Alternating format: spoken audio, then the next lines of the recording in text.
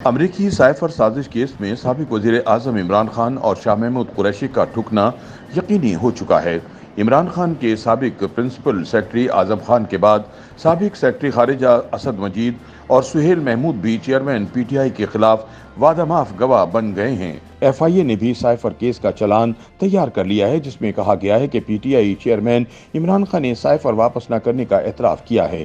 چلان میں سابق وزیر اعظم اور وزیر خارجہ شاہ محمود قریشی کو آفیشل سیکرٹ ایکٹ کی دفعہ 5 اور 9 کے تحت ملزم قرار دیا گیا ہے۔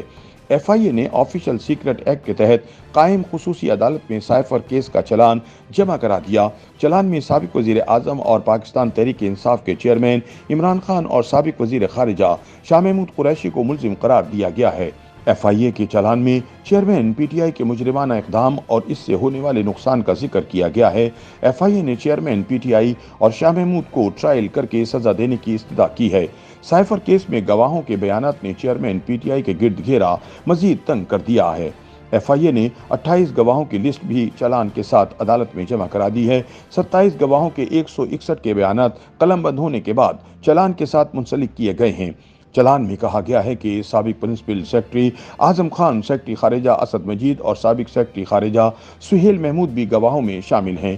ایڈیشنل سیکرٹری خارجہ فیصل نیاز ترمذی بھی ایف آئی اے کے گواہوں میں شامل ہیں۔ سائفر وزارت خارجہ سے لے کر وزیر اعظم تک پہنچنے کے عمل میں موجود تمام چین کو گواہوں میں شامل کیا گیا ہے۔ چلان کے متن کے مطابق دفتر خارجہ کے 3 افسروں نے شہادت دی کہ سائفر واپس نہیں آیا۔ قواعد کے تحت سائفر دفتر خارجہ کو واپس کرنا ضروری تھا۔ سیکرٹری خارجہ کی بدولت سائفر اعظم خان کو دے دیا گیا تھا۔ ایف آئی اے چلان کے مطابق سائفر کی غیر قانونی تحویل سے ملزموں نے ملک کی سلامتی کو داؤ پر لگایا، غیر ملکی قوتوں کو فائدہ پہنچا اور ملک کو نقصان ہوا۔ سابق وزیر اعظم کے غیر قانونی اقدام سے خارجہ تعلقات کو بھی نقصان پہنچا۔ سائفر کیس میں اعظم خان نے بیان دیا کہ سائفر پڑھنے کے بعد چیئرمین پی ٹی آئی نے کہا کہ اسے استعمال کرنا ہے، یہ تحریک عدم اعتماد کے خلاف استعمال ہوگا، سائفر کو اپوزیشن کے خلاف استعمال کریں گے۔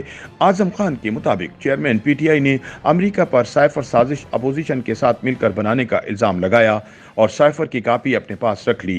اگلے روز سائفر واپسی کا کہا تو سابق وزیر اعظم نے کہا کہ سائفر گم ہو گیا ہے۔ حیرت تب ہوئی جب 27 مارچ کو سائفر کی کاپی جلسے میں لہرائی گئی۔ مرکزی گواہ کے مطابق چیئرمین پی ٹی آئی نے 9 مارچ کو سائفر پر رائے دی۔ Vice chairman P T I Shah Mahmood Qureshi اس معاملے پر چیئرمین پی ٹی آئی کو پہلے ہی آگاہ کر چکے تھے۔ تحریری جواب میں اعظم خان نے بتایا کہ سابق وزیر اعظم نے اس معاملے پر اداروں کے خلاف مؤثر بیانیہ بنانے کو کہا تھا۔ سائفر میں بطور گواہ سابق سیکرٹری خارجہ سہیل محمود کے بیان نے بھی سابق وزیر اعظم کے سائفر بیانیے کی قلعی کھول دی۔ گواہ نے بتایا کہ سائفر 7 مارچ کو آیا، 27 مارچ کو لہرایا گیا، 28 مارچ کو بنی گالہ میں سائفر مجھ سے پڑھوا کر اسے میٹنگ منٹس کا حصہ بنایا گیا۔ بطور گواہ سابق سیکرٹری خارجہ سہیل محمود نے بیان میں کہا کہ کوئی بھی سائفر ٹیلی گرام ڈی کلاسیفائڈ نہیں ہو سکتی، ایسا کرنے سے سائفر سیکورٹی سسٹم بری طرح متاثر ہو سکتا ہے۔ پھر بھی سابق وزیر اعظم نے 8 اپریل کو کابینہ کے اجلاس میں سائفر کو ڈی کلاسیفائڈ کرنے کو کہا۔ میں نے بطور سیکرٹری خارجہ، سیکرٹری کابینہ ڈویژن اور سیکرٹری قانون نے شدید مخالفت کی، جس کی وجہ سے کابینہ سائفر ڈی کلاسیفائڈ کرنے کی منظوری نہ دے سکی۔ سابق وزیر اعظم نے 9 اپریل کو اپنے اقتدار کے آخری روز پھر کابینہ اجلاس بلا لیا، جس کے بعد سائفر کو ڈی کلاسیفائڈ کرنے کی منظوری دے دی گئی۔ اس میٹنگ میں اسد عمر، شاہ محمود قریشی اور اعظم خان بھی موجود تھے۔ سائفر کی کاپیاں صدر مملکت، چیف جسٹس، اسپیکر قومی اسمبلی، چیئرمین سینٹ کو بھجوائی گئیں۔ بطور گواہ سابق سیکرٹری خارجہ کا کہنا ہے کہ امریکی ناظم الامور نے چیئرمین پی ٹی آئی کی جانب سے لہرائے گئے سائفر کی نقل منگوائی۔ ڈی جی امریکہ ڈیکس فیصل ترمذی کے بقول امریکی ناظم الامور خود سائفر لے کر امریکہ گئیں۔ ناظم الامور نے بتایا کہ جلسہ عام میں سابق وزیر اعظم کے بیان کو امریکہ اچھی نظر سے نہیں دیکھتا۔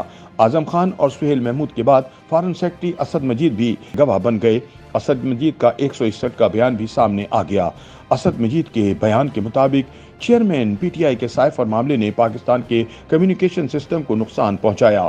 ہمارے سفارتکار اور ان کی مستقبل کی سفارتکاری کی ساکھ پر بھی اس کا اثر پڑا۔ 7 مارچ سے لے کر آج تک سابق وزیر اعظم سے نہ کبھی ملا اور نہ ہی بلا واسطہ اور بالواسطہ بات چیت ہوئی۔ نہ ہی میں نے کبھی وزیر اعظم کے معاون خصوصی سے بھی کوئی ملاقات کی، نہ ہی بات کی۔ میں نے assistant secretary U S department Donald Lu کو 7 مارچ کو مدعو کیا۔ پاکستان ہاؤس واشنگٹن میں ملاقات پہلے سے ظہرانے پر طے تھی۔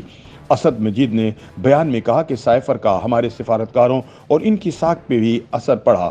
امریکہ میں سابق سفیر اسد مجید نے اپنے بیان میں کہا کہ سائفر میں سازش اور دھمکی کا کہیں ذکر نہیں تھا، جبکہ انہوں نے یہ بھی کہا کہ سائفر کو سیاسی استعمال کرنے پر پاکستان اور امریکہ کے نہ صرف تعلقات خراب ہوئے ہیں بلکہ مستقبل میں بھی اس کے اثرات مرتب ہوں گے۔ انہوں نے بتایا کہ میں نے ملاقات کے دوران ہونے والی گفتگو کو درست طریقے سے اسلام آباد کو اس سائفر ٹیلی گرام میں رپورٹ کیا۔ سائفر بھیجنا بیرون ملک سفارتی مشنوں کا معمول ہے۔ خفیہ سائفر ٹیلی گرام میں خطرہ یا سازش کے الفاظ کا کوئی حوالہ نہیں تھا اور نہ ہی میں نے کسی سازش کے بارے میں کوئی تجویز پیش کی تھی۔ یہ اسلام آباد میں قیادت کی طرف سے اخذ کردہ ایک سیاسی نتیجہ ہے۔ سابق وزیر اعظم عمران خان اور سابق وزیر خارجہ شاہ محمود قریشی کے خلاف سائفر مقدمے کے ٹرائل کا باضابطہ طور پر آغاز ہو چکا ہے۔ سائفر کیس میں پروسیکیوشن کی جانب سے دائر کیے گئے چلان کی نقول تحریک انصاف کی لیگل ٹیم کو مہیا کر دی گئی ہیں، جس کے بعد آئندہ سماعت پر فرد جرم کی کارروائی شروع ہونے کا امکان ہے۔ YouTube پر گوگلی نیوز دیکھنے کے لیے youtube.com کی سرچ بار میں googly news T V type کریں۔ گوگلی نیوز کے پیج پر سرخ رنگ کے سبسکرپشن والے بٹن پر کلک کرنا نہ بھولیے۔ YouTube پیج پر اپلوڈ ہونے والی ویڈیوز سے باخبر رہنے کے لیے بیل آئیکن پر کلک کیجیے۔ آپ کو ہر نئی ویڈیو کے بارے میں نوٹیفیکیشن موصول ہو جائے گا۔